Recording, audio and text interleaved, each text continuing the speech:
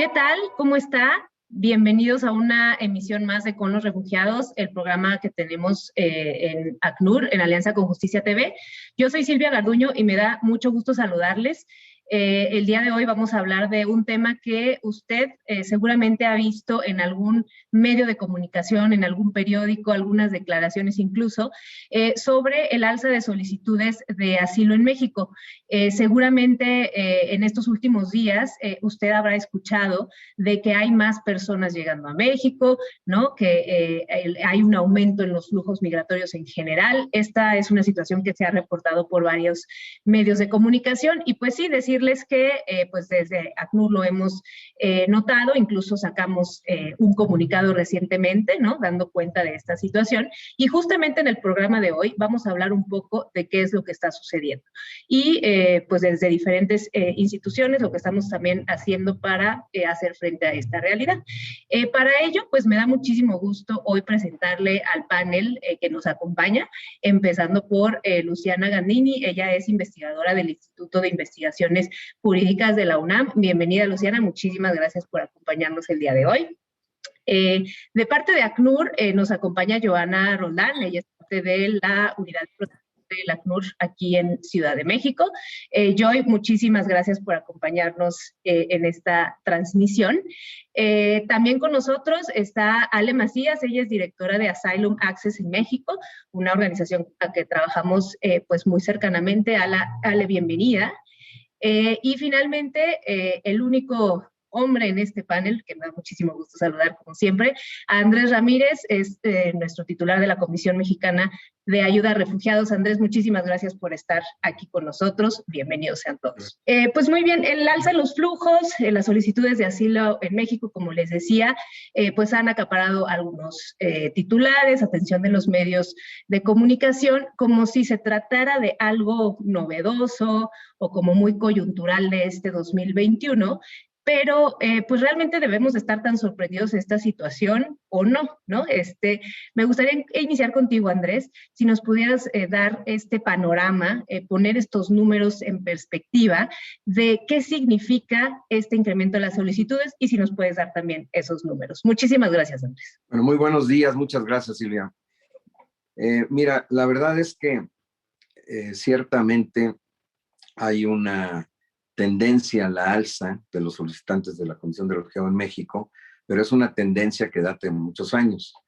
Esta tendencia data desde el año 2013, 14, cada año se fue duplicando literalmente, de manera que en el año 2013 tuvimos 1.296 solicitantes a lo largo de todo el año, subió a 2.137 al año siguiente, 2014, y así sucesivamente fue incrementando prácticamente el doble, al grado de que en el año 2019 cerramos con 70.400, y en el año 2020 seguía la tendencia. El primer trimestre tuvimos un incremento de 34% del 2020 con respecto del primer trimestre del 2019, de manera que nosotros pensábamos que en el 2020 fácilmente podríamos llegar a 80,000 solicitantes. Lo que ocurrió es un fenómeno mundial, la pandemia, que es un fenómeno artificial, exógeno, diferente al tema de los desplazamientos forzados, y esto tuvo un impacto directo en una caída vertical del número de solicitantes, de manera entonces que todo el segundo trimestre hubo números sumamente bajos, empezó a repuntar de forma ligera en el tercer trimestre y fue hasta el cuarto trimestre en donde empezamos a ubicarnos a las tendencias normales, digamos, de las tendencias a la alza que habíamos tenido, tanto que en diciembre del 2020 tuvimos un incremento con respecto al diciembre del 2019.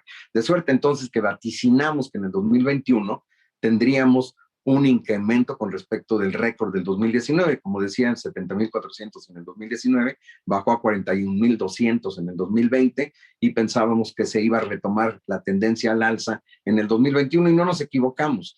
Y claramente se ha visto en todo el primer trimestre que había un incremento notable de 30% con respecto al primer trimestre del año 2019, con una diferencia: no va a haber pandemia que acentúe la caída, sino al contrario, se va a continuar con una serie de elementos que van a determinar que las personas lleguen en mayor número. Son 4 factores principales, lo resumo muy rápido. Uno es que cede la pandemia a los ojos de todo mundo. Segundo, el tema de la tremenda crisis económica que tiene un impacto directo en la exacerbación de las contradicciones, la lucha por recursos. Tercer lugar, el tema de los tremendos desastres naturales que impactaron enormemente a las comunidades, devastaron aldeas completas. Y finalmente, de una manera muy clara, el tema de las expectativas muy altas que ha generado el cambio de gobierno en los Estados Unidos, no solamente en los debates que hubo por parte de Biden con el señor Trump durante todo el proceso de campaña, también todas las promesas de campaña de Biden, y una vez que sube al poder Biden, claramente toma una serie de medidas, entre ellas el desmantelamiento de lo que se llama el MPP, que es aquella situación según la cual los procesos de solicitud en los Estados Unidos tenían que esperar del lado mexicano de la frontera. Esto promete Biden desmantelarlo y lógicamente el conjunto de todos estos elementos da un impacto importante en la expectativa de la gente para pasar hacia el territorio mexicano, solicitar asilo. Se dirá que por qué menciono el caso de Biden si eso es más bien un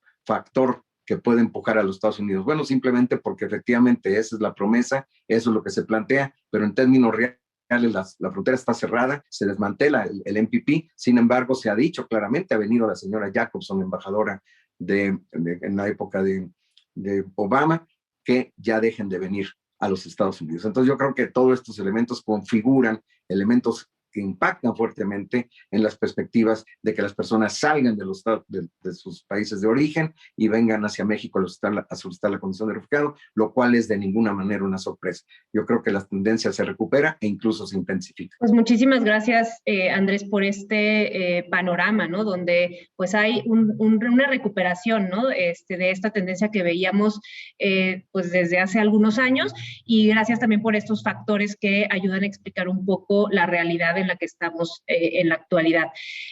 Joana, no sé si de parte de ACNUR nos pudieras hablar un poco de las características sociodemográficas de esta población solicitante de asilo que está llegando, nacionalidades, edades, género, un poco para que también tengamos una mejor idea de pues los grupos que están llegando y la atención que debemos proporcionarles, ¿no? Claro, muchas gracias, Silvia, y un gusto saludarles, Alejandra, Luciana y Andrés. Como dice Andrés, la mayoría de las personas que solicitan asilo en México vienen del norte de Centroamérica. En lo que va de este año, el 51% de estas personas son de nacionalidad hondureña y el 8% salvadoreños. Entonces, también, como ya lo mencionaba Andrés, el impacto de la pandemia en el recrudecimiento de las causas estructurales del desplazamiento de estos países del norte de Centroamérica, pues se han acentuado, sumado también a temas de pobreza, pero vemos en los testimonios de las personas que solicitan asilo cada vez historias más duras de violencia, de persecución, muchas veces en base a género.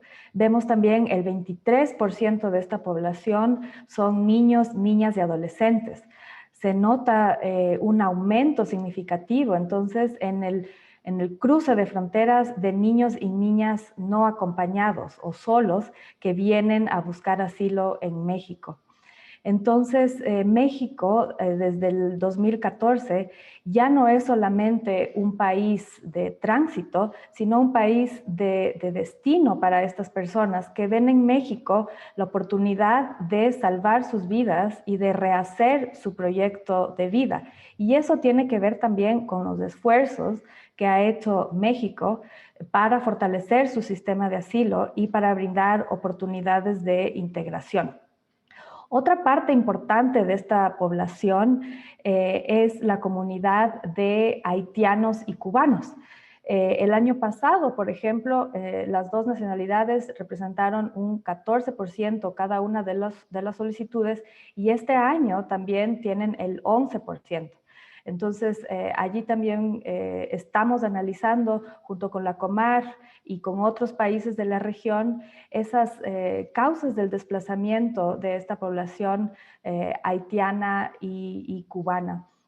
Y naturalmente también tenemos acá población venezolana. Todos sabemos la situación que atraviesa Venezuela, y el desplazamiento a escala jamás antes vista en las Américas de población venezolana, sobre todo en los países vecinos de Venezuela, pero México también es un país receptor de población venezolana.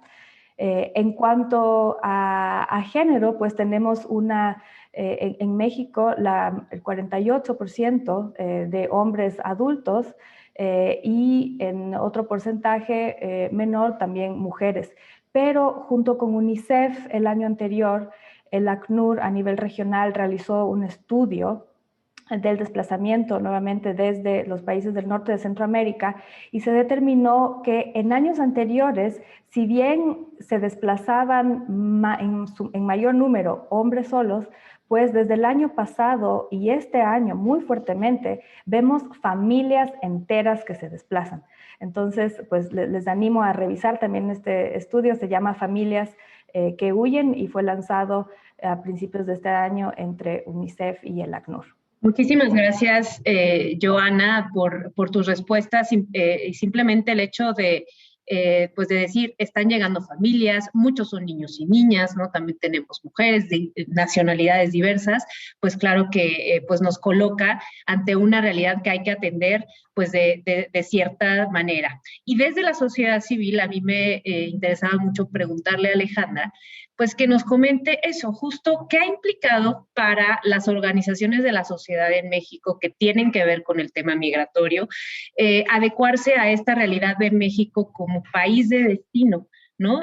Ya no es solo el tránsito. Entonces, no sé si Ale nos puedas comentar un poco sobre esto. Sí, gracias Silvia por la invitación y es un gusto también para mí estar con ustedes, con Andrés, con Joana y con Luciana. Pues como ya lo mencionaron tanto Joana y Andrés, pues bueno, las solicitudes de asilo han aumentado drásticamente en los últimos años y pues bueno, las estadísticas también indican que más de 125,000 personas han solicitado la protección en México en lo que va en este gobierno del presidente Andrés Manuel López Obrador. Entonces, es un número pues muy grande, muy considerable. Y pues, como también ya lo mencionaba Joana, a partir de 2014, pues México empieza a ser un país más de destino que de tránsito. Para muchas personas ya han venido viendo a México justo como este país de destino, donde pueden solicitar la condición de refugiado y el gobierno mexicano puede brindarles esta protección. Con esta alta demanda de solicitudes de asilo, pues bueno, para las organizaciones de la sociedad ha implicado grandes retos, sobre todo ahora el año pasado, a partir de esta contingencia que estamos viviendo con el COVID.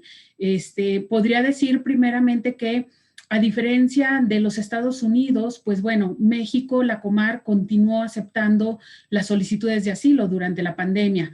Recibió, pues bueno, alrededor de 40,000 solicitudes de asilo y pues las organizaciones de la sociedad civil también han tenido que ir adecuando sus modelos de atención con esta contingencia. Por ejemplo, en Asylum Access, la representación legal, la asesoría que dábamos, pues era 100% de manera presencial. Íbamos a los albergues, dábamos charlas informativas, acudíamos a estaciones migratorias también para identificar personas que requieran protección internacional.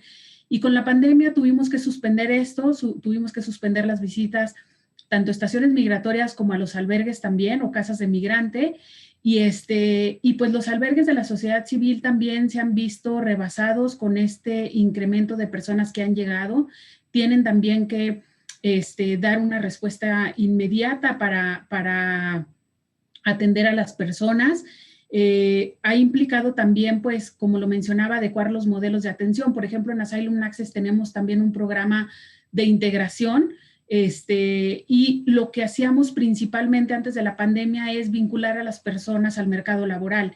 Con la pandemia, pues, las empresas fueron cerrando las vacantes que tenían disponibles, entonces tuvimos que cambiar este programa de integración a buscar otras opciones para las personas como talleres, capacitaciones para que puedan ser autoemprendedoras, por ejemplo, pero también buscar otros aliados o aliadas para que las personas puedan acceder a servicios de salud. Entonces, sí ha implicado muchos retos para las organizaciones de la sociedad civil y pues es eso, ir buscando alternativas para dar respuesta a este gran incremento de personas que están llegando. Muchas gracias, Ale. Sin duda, además, ¿no?, de los retos que implica pues vernos como país de destino, bueno, la pandemia sin duda abre otros muchos también para la sociedad civil.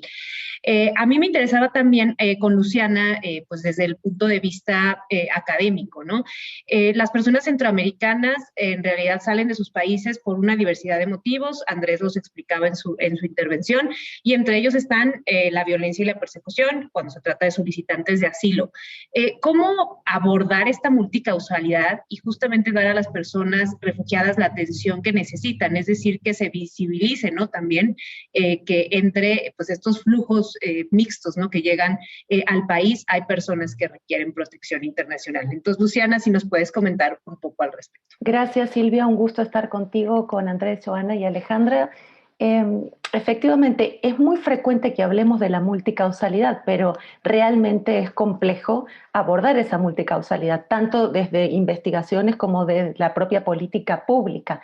Esta multicausalidad que ya se mencionaba, incluso Joana y Andrés hacían mención, se refiere a causas estructurales, como decíamos, crisis económicas, pero también crisis institucionales que tienen que ver con la debilidad democrática, la falta de infraestructura, situaciones de corrupción, violencias institucionales, estructurales generalizadas, pero yo diría que generalmente hacemos hincapié en estas causas estructurales, pero también se suman otras causas que son más de tipo coyunturales y se combinan.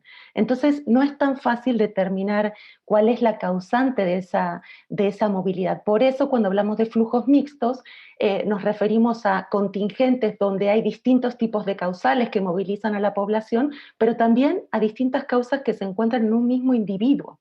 Y en ese sentido, creo que algo que es importante es el desafío que implica para el primer contacto que tienen estas personas poder identificar cuál es la causa, ¿no? Incluso recordemos que en el caso de México, para algunas nacionalidades utiliza la definición ampliada de refugiado, que tiene como uno de los causales el reconocimiento de la violación generalizada de derechos humanos en los contextos de salida. Eso implica que a veces no es tan fácil identificar en la propia persona qué es lo que lo convierte en una persona que está huyendo de su país. Y es más, es muy difícil muchas veces reconocerse a sí mismo como una persona desplazada.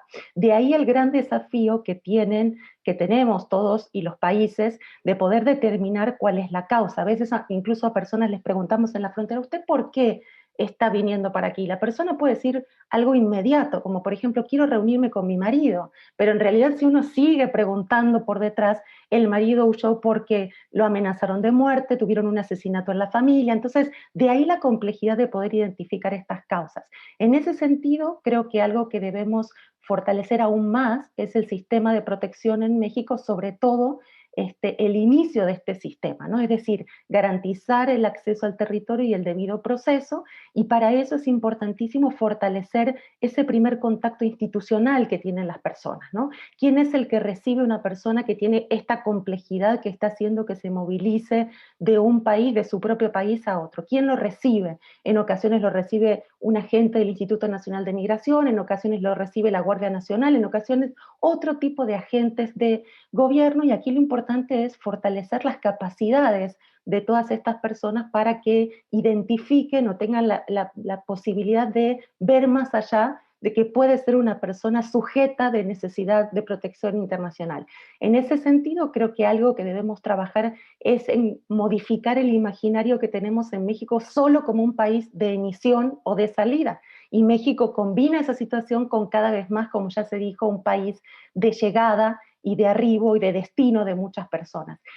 Terminaría diciendo que no solamente es fortalecer el sistema de protección en el arribo, en la llegada, garantizar que se pueda iniciar ese procedimiento para determinar si son personas que requieren protección internacional, sino que esto debe ir de la mano de concebir a la persona.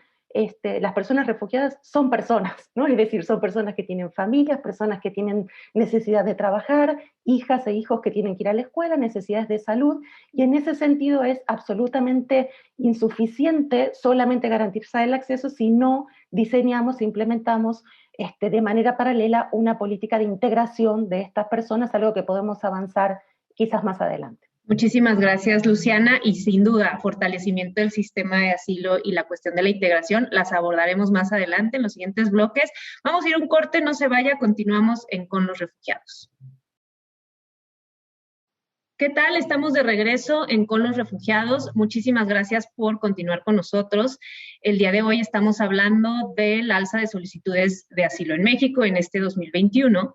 Y en el bloque anterior, justamente con la participación de Luciana Gandini, hablábamos de pues que un asunto central para hacer frente a esta realidad es el fortalecimiento del sistema de asilo. Y pues bueno, muy particularmente el fortalecimiento de la COMAR, que es la Comisión Mexicana de Ayuda a Refugiados. En ese sentido, no sé si, Joana, podrías comentar un poco desde la ACNUR cómo se apoya al sistema de asilo, al fortalecimiento de la COMAR en específico, y después pasamos también con Andrés, por supuesto. Claro que sí, Silvia. Desde el 2018 y también con la llegada de Andrés a la dirección de la COMAR en México, el programa de asilo de calidad del que México ha sido parte desde el 2012 y es un programa de la ACNUR a nivel mundial que busca justamente el robustecimiento de las comisiones nacionales para refugiados y en México en particular. El apoyo que se busca es incrementar la capacidad de la COMAR en el registro y procesamiento de esas solicitudes. Ya veíamos los números han crecido de manera exponencial en los últimos años y eso sin duda representa un reto enorme para cualquier administración pública. Entonces, en un espíritu de cooperación de la comunidad internacional y también por mandato de la ACNUR en brindar asistencia técnica a la COMAR, desde el 2018 estamos trabajando en un programa integral de asilo de calidad, donde, por ejemplo, se abrió un centro de procesamiento en Tapachula. Tapachula, en el estado de Chiapas, es el estado que recibe más del 65% de las solicitudes de asilo en el país. Entonces, con la apertura de este centro de registro, por ejemplo, se ha logrado que cuando una persona cruza la frontera, llega a Tapachula y acude a la COMAR a registrarse, pueda ser registrado y documentado ese mismo día en el que acude.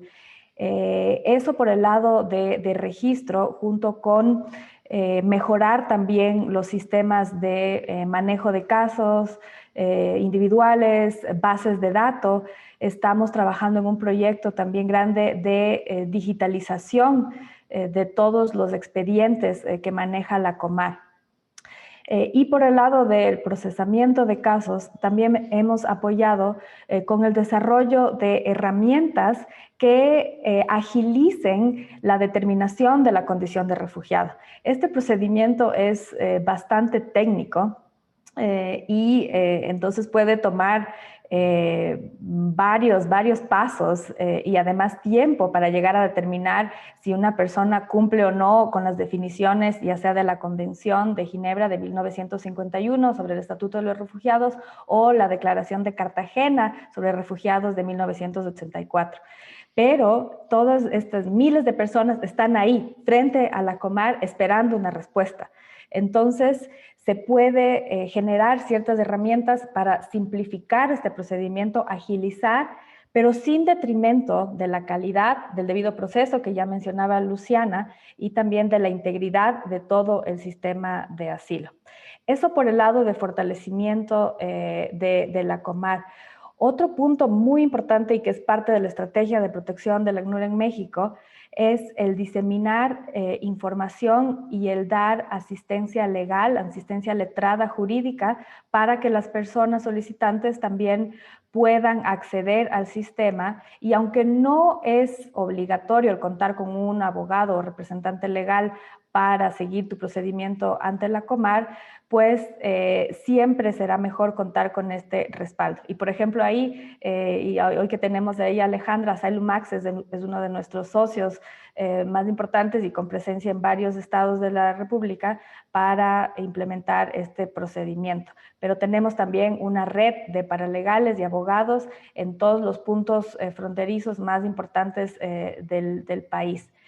En un tercer eje de cómo apoyamos al fortalecimiento del sistema de asilo está también los programas de asistencia humanitaria que maneja el ACNUR y toda la red de albergues también. Por ejemplo, desde el año pasado se ha fortalecido la capacidad de alrededor de 30 albergues en todo el país.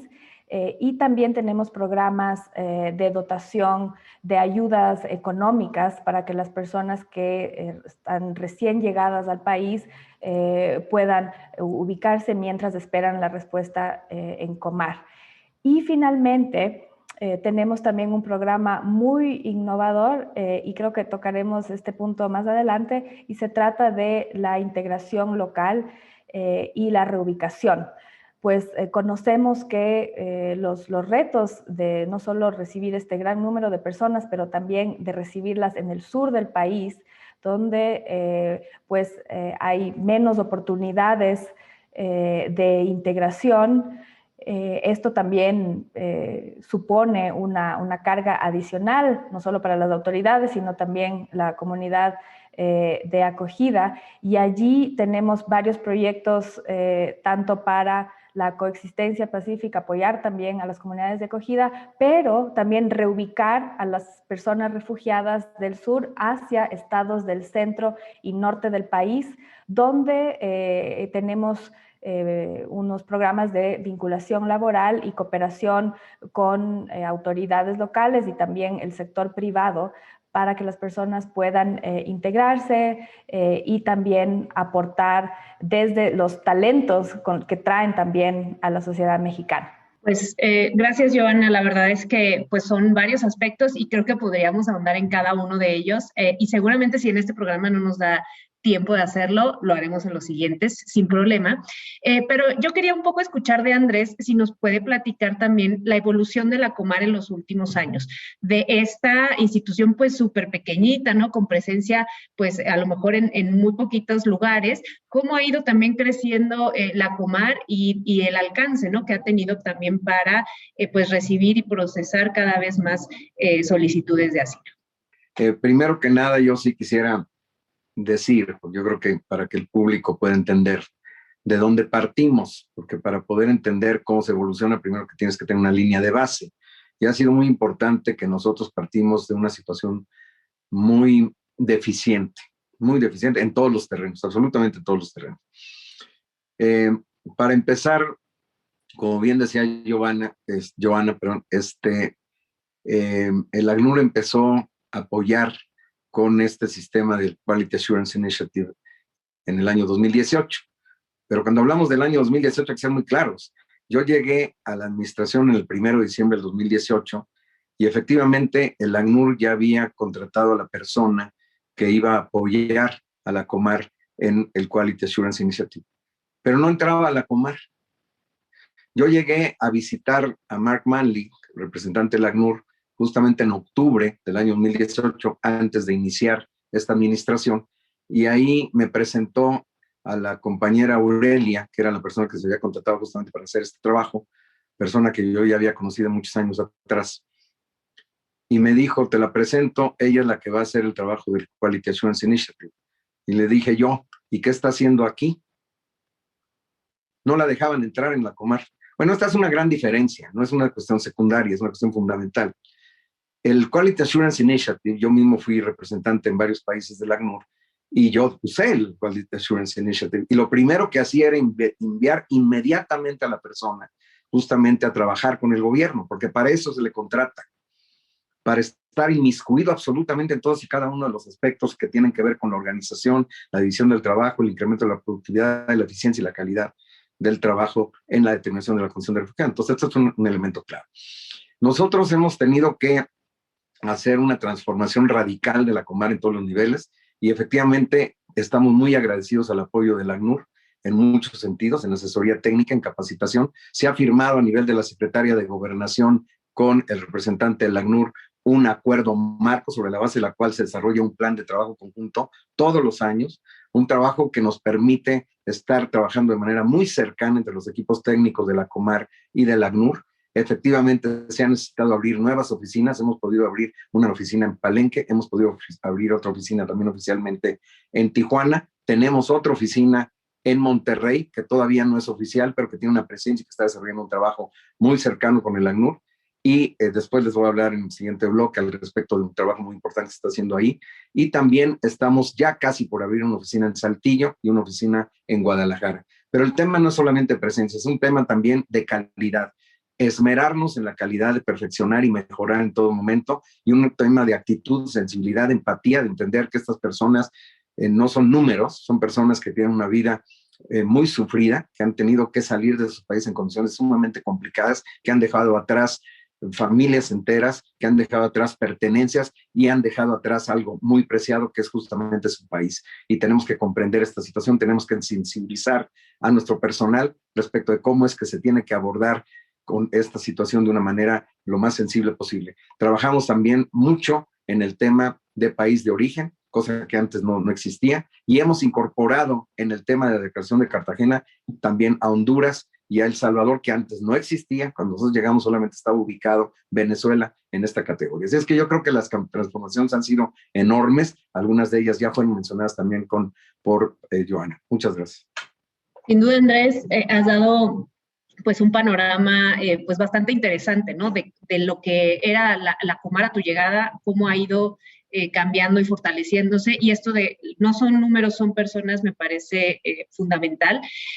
Voy con Ale porque también desde la sociedad civil, pues evidentemente al incrementar el número de solicitantes de asilo y brindarles la atención, debe ser algo también pues que es un reto pues difícil, ¿no? También para las mismas organizaciones que pues lo que intentan es justamente brindarles esta asistencia a las personas. Cuéntanos un poco para Asylum cómo ha sido esta situación y cómo pues han podido ustedes atender a la población solicitante de asilo, pues ahora sí que de la mejor manera posible a la mayor cantidad, me imagino, de personas posible. Muchas gracias, Ale. Sí, Silvia, pues mira, efectivamente, la Comar ha mejorado muchísimo su recepción y tramitación de solicitudes de asilo en los últimos años, pero aún las personas pues siguen enfrentándose a muchos obstáculos para acceder justo a esta protección. Primero, pues bueno, tenemos en la ley el límite de los 30 días, ¿no? Para que las personas puedan acceder al procedimiento. Si no lo solicitan dentro de los 30 primeros días que acceden al territorio mexicano, pues bueno, después las personas tienen que justificar y pues mencionar mediante un escrito cuáles fueron los motivos por los que no pudieron solicitar la condición de refugiado durante estos 30 días. Y si una persona no tiene un abogado, un representante legal que le pueda brindar este acompañamiento, pues es complicado. Ya lo mencionaba Joana, ¿no? Que es importante también que puedan acceder a la representación legal.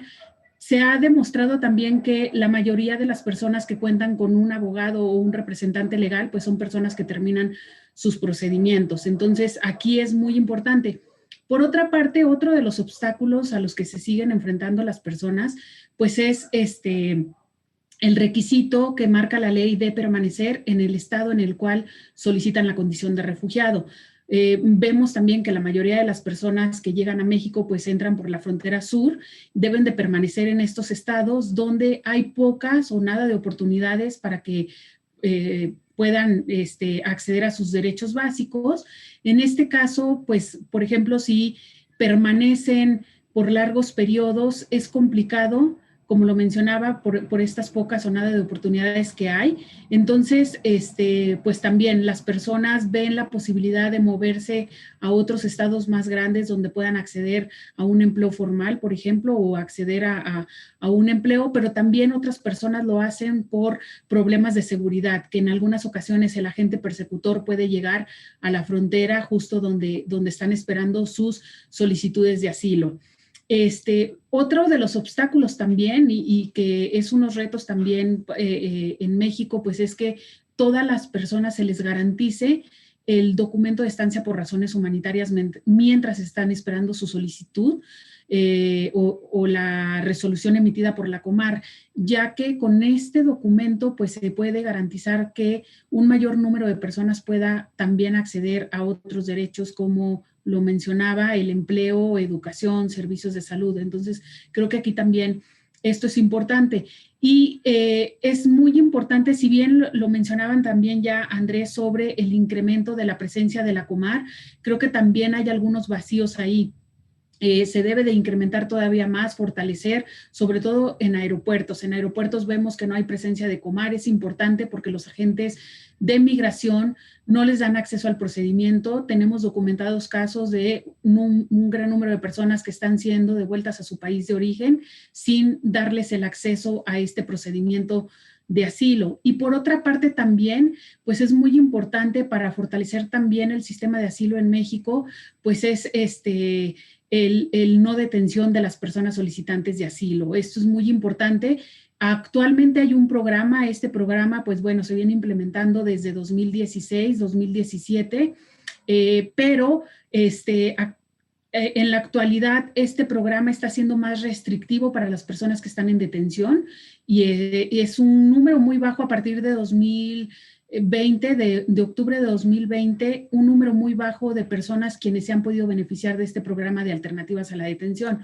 Entonces, es importante también generar o hacer reformas a la ley de refugiados para que tengamos en la ley, pues, ya establecido que las personas solicitantes de asilo y refugiadas no puedan estar en detención, ya que también lo que hemos visto que las personas que están en detención y quieren acceder al procedimiento de asilo terminan por desistiendo o incluso por no solicitar la condición de refugiado, ya que la información que se les brinda es que si solicitan la condición de refugiado dentro de una estación migratoria, pues van a permanecer por largos periodos o meses incluso, y pues las personas prefieren ser deportadas a su país de origen. Entonces, son estos algunos de lo que se tiene que fortalecer y principalmente, sobre todo, pues es dar un mayor presupuesto a la Comar, dar un mayor presupuesto también a la Comar para que pueda dar respuesta a todas estas solicitudes de asilo y sobre todo creo que también es importante que la Comar pueda tener otra categoría, dejar de ser una coordinación y elevarla a un mismo nivel, por ejemplo, que el Instituto Nacional de Migración, que pueda ser la Comar un instituto o incluso una secretaría. Muchísimas gracias, Ale. Se nos está acabando el tiempo de este bloque. Vamos a ir a una pausa y vamos a regresar con Luciana, porque sí me interesa que todos estos retos que exponía Ale, pues ver qué tanto los vemos reflejados también en la academia. Regresamos con los refugiados, no se vaya. Estamos hablando de solicitudes de asilo en 2021. Estamos de vuelta en Con los Refugiados. Gracias por continuar con nosotros en esta transmisión. Hoy hablando del alza en el número de solicitudes de asilo en el 2021. Y pues bueno, en el bloque anterior estábamos hablando del fortalecimiento de la Comisión Mexicana de Ayuda a Refugiados, del fortalecimiento del sistema de asilo en México. Y justamente Alejandra de Asylum Access nos hablaba de algunos retos, de algunos obstáculos que todavía pues permanecen, ¿no? Para que este fortalecimiento, para que este sistema de asilo pues tenga pues los elementos que requiere para proteger a las personas. A mí me gustaría preguntarle a Luciana, dado que tenemos esta realidad, ¿no? Donde hay pues muchas personas que están llegando a México desplazadas de manera forzada. ¿Qué acciones están tomando desde la academia para visibilizar justamente esta situación? Y todos los retos que nos decía Alejandra, ¿no? Porque al final es algo muy particular y a veces se puede ver absorbido por pues temas como mucho más generales y amplios que engloba la migración. Entonces, si nos puedes explicar un poquito qué se está haciendo desde la academia. Creo que así como el tema del desplazamiento forzado en el sistema mesoamericano migratorio ha sido relativamente subestimado y muy recientemente está en la agenda pública, ¿no? Como tema o como problema, creo que la academia también sufre un poquito en ese sentido. Por supuesto, hay colegas que hace mucho tiempo que vienen estudiando eso, pero diría yo que ha tomado mucho mayor énfasis en los últimos tiempos, donde ha hecho más convergencia los estudios sobre movilidad humana o migración con aquellos que tienen que ver con migración forzada y con refugiados, que a veces iban por líneas separadas. En ese sentido, en México hay muchos sectores de la academia, de distintos centros y universidades que están trabajando. Voy a mencionar algunos ejemplos de lo que estamos haciendo desde la UNAM, sobre todo pensando que las estrategias que diseñamos tienen que ver claramente con nuestro sentido de poder contribuir y emitir recomendaciones en términos de política pública que ayuden al arribo y a la estancia de personas refugiadas y sobre todo al acceso a derechos y la integración de las personas. Una de las estrategias más fuertes que hemos apostado desde la universidad es hacer un trabajo de campo intenso, constante, sistemático, que nos permita tener un conocimiento actualizado desde la voz propia de los actores, pero también desde distintas instancias involucradas, gobierno, organizaciones internacionales como ACNUR, sociedad civil, y entender las dinámicas que están sucediendo. Voy a poner algunos ejemplos. Hemos hecho un seguimiento intenso a todas las oleadas de caravanas que hubieron desde fin de 2018, me refiero a estas caravanas donde las personas se movilizaron en caravana para migrar, no otro tipo de caravanas que hubieron con antelación, y lo que documentamos ahí, y creo que eso es importante, es algo que decía en el primer bloque, es decir, cómo la política no siempre es coherente en torno a cuándo se decide otorgar o iniciar solicitudes de la condición de refugiado. Lo que vimos fue que las respuestas políticas o gubernamentales fueron distintas en cada una de estas oleadas, y eso nos permitió documentar ese tipo de situaciones. Para continuar esa estrategia de respuestas gubernamentales montamos un taller de seguimiento a la política migratoria que lo que hace es ver eso, la política migratoria formal y la política migratoria de la práctica, ¿no? Que ocurre cotidianamente. A veces hay cambios que pueden ocurrir en un decreto oficial de la Federación, pero hay cambios que se dan en la práctica y eso también involucra acciones diferenciales con respecto a la población refugiada. Finalmente pongo como ejemplo el trabajo que hicimos desde marzo del año pasado, que fue estudiar específicamente el impacto de las medidas de mitigación de la pandemia en la población refugiada, entre otras cosas ver las transferencias monetarias y no monetarias previas a la situación de emergencia y aquellas sucedidas en situación de emergencia, algunas de las cuales se mencionaron antes que tiene que ver justamente con el accionar de ACNUR, de las organizaciones de la sociedad civil y también alianzas entre estos actores. Ahora cerraría diciendo qué nos falta por hacer, ¿no? Y qué podríamos hacer para mejorar. Los ejemplos que he puesto tienen un diseño fundamentalmente de tipo cualitativo y son muy útiles porque permiten tener un conocimiento profundo y denso sobre la situación de las personas refugiadas en México. Pero creo que también en México tenemos dos grandes oportunidades. Una es trabajar con los registros administrativos, algo que en muchos otros países es una fuente muy importante de consulta, análisis y diseño de política pública, y creo que sería importantísimo que aquí pudiéramos usarlos, anonimizados, por ejemplo, por supuesto, pero para poder trabajar con eso. Y el segunda área de oportunidad que veo es el diseño de un censo o una encuesta representativa de la población refugiada que nos permita aprender de la experiencia de estos años pasados en el proceso de integración de estas personas. Gracias, Luciana. Ojalá podamos virar hacia allá y tener, como dices, ¿no? Más estudios más pues representativos de la población con la que estamos trabajando. Nos quedan pocos minutos, pero sí me gustaría también que pudiéramos hablar que más allá de, digamos, el acceso al territorio y de fortalecimiento al sistema de asilo como tal, los esfuerzos que se requieren también para la integración de las personas refugiadas que están llegando a México. En ese sentido, y muy rápidamente, Joy, no sé si nos puedas hablar de los proyectos que tenemos en el sur, sobre todo de coexistencia pacífica y algunos esfuerzos de integración. Y si quieren, para no tomar más tiempo después de la intervención de Joana, que Andrés nos comente también qué se está haciendo desde la Comar para integrar a las personas refugiadas. Sí, Silvia, pues no es para nadie desconocido que Tapachula, Palenque y Tenosique son las principales puertas de entrada de personas refugiadas a México, pero también que son localidades con situaciones socioeconómicas bastante difíciles. Por lo tanto, en reconocimiento de la solidaridad de esa población de acogida, y para que haya una integración y se forme una comunidad única, si se quiere, El ACNUR tiene varios proyectos que benefician no solo a la población refugiada, sino también a la población o a la comunidad de acogida. Por ejemplo, el año anterior y en el contexto de pandemia, el ACNUR donó algunos equipos médicos a los hospitales públicos de los estados de Chiapas, también de Tabasco y Veracruz. Y esta atención médica pues va a beneficiar a ambas comunidades. Asimismo, en Tapachula y en Tenosique se ha apoyado la remodelación y la rehabilitación de centros para jóvenes y bibliotecas públicas, donde también pues estas poblaciones pueden interactuar, intercambiar y conectarse. Y en cuanto al programa de integración local, que también mencioné brevemente en el anterior bloque, pues ahí trabajamos con autoridades estatales en el centro y norte del país.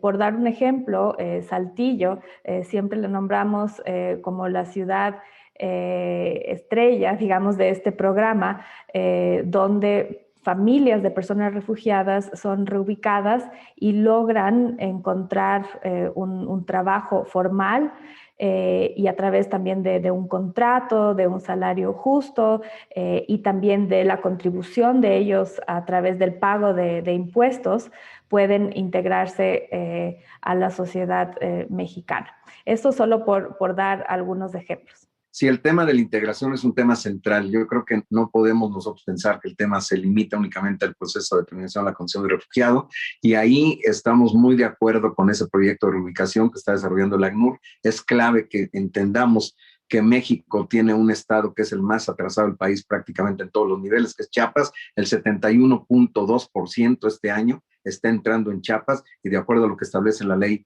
en México de refugiados, las personas tienen que permanecer ahí.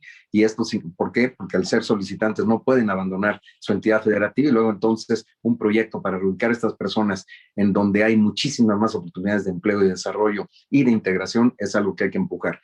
Nosotros estamos avanzando, primero apoyando ese proyecto definitivamente, pero estamos avanzando a través del establecimiento de la mesa interinstitucional, que ha tenido éxito. Se ha trabajado con distintas instituciones, dependencias de gobierno que tienen una responsabilidad fundamental en los diversos servicios públicos.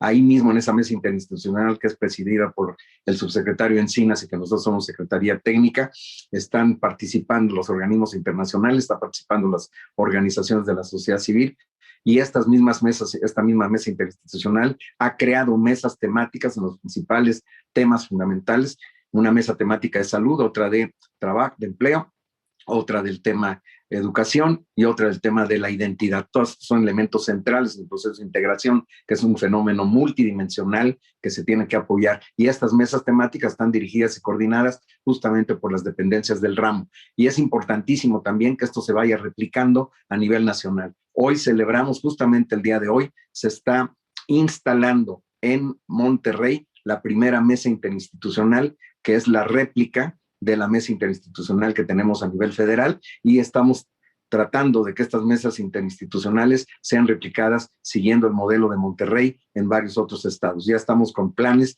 para que justamente a finales de este mes podamos instalar una mesa interinstitucional en Tenosique, y creemos que esto también tiene que hacerse en Chiapas y en los otros estados, al menos donde tenemos presencias. Este esfuerzo interinstitucional es clave. Y quería yo, un poco en réplica a lo que estaba señalando Alejandra hace rato, en el sentido de que efectivamente la Comar se tiene que fortalecer muchísimo. Es cierto que hemos avanzado mucho, pero es cierto que falta mucha cosa por hacer. El elemento del presupuesto es clave. Nos ha ayudado mucho la ACNUR, se ha incrementado el presupuesto, pero definitivamente de manera insuficiente. Y aquí simplemente quiero decir que el nivel de la Comar efectivamente se va a elevar al nivel del INAMI, ese es un hecho. Ya llevamos más de un año en un proceso administrativo de la fusión de la Comisión Mexicana de Ayuda y Refugiados con la Comisión de la Frontera Sur, y nosotros vamos a absorber a la Comisión de la Frontera Sur. Prácticamente está concluido este proceso, con lo cual la Comar sube exactamente al mismo rango que el Instituto Nacional de Migración. Esto está ya por concluirse, y decir finalmente que el presupuesto con eso pues también se va a incrementar de manera notable. Muchas gracias. Gracias, Andrés. Buena información la que das ahí pendientes quienes están observando. Vamos a cerrar, tenemos muy poquitos minutos, pero sí me gustaría que primero Alejandra y luego Luciana nos dieran algunas palabras de cierre respecto a si consideran que las políticas o la política, no sé cómo llamarlo, pública que existe para pues dar atención a las personas refugiadas es suficiente, sobre todo en materia, o sea, no nada más de la recepción y la llegada de las personas, sino también de su integración. Si pueden ser muy breves, se los agradeceré mucho y pensando que estamos ya cerrando el programa. Ale, primero. Sí, Silvia, pues mira, yo considero que falta todavía mucho por hacer. No se han impulsado programas de integración a nivel nacional para las personas refugiadas. Ahora con la pandemia, pues bueno, ha aumentado el desempleo también y la informalidad.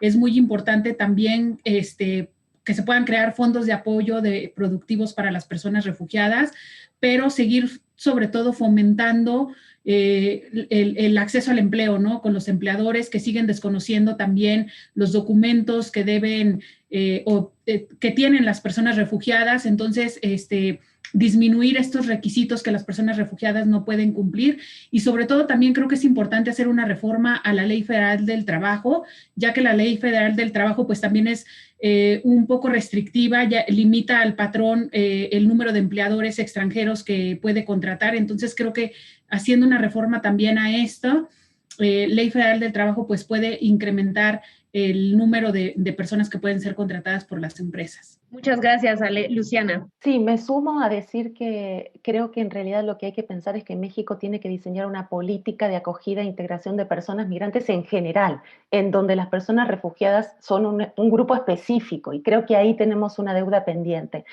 Pensar que también es importante mencionar que a pesar de toda la amplitud y el crecimiento de solicitudes que se mencionó, en México menos del 1% es población migrante y solo el 0.04% es población refugiada. ¿Qué quiero decir esto? Que México tiene una oportunidad para realmente diseñar una muy buena política de integración y de capitalizar las muchísimas áreas de oportunidad que tiene la llegada de población migrante y refugiada, ¿no? En ese sentido hay un montón de estudios que muestran impactos positivos en diversas sociedades la llegada de esta población. Y cierro diciendo que, por supuesto, el programa de relocalización e integración es un gran ejemplo, no solo del éxito que tuvo, sino de la coordinación interinstitucional e intersectorial que requiere una política de esa naturaleza, sino que también se pueden hacer pequeños, grandes cambios, ¿no? Mencionaba Alejandro el cambio de la ley de trabajo, y menciono el cambio muy pequeño que puede ser en modificar las reglas, reglamentos o procedimientos de acceso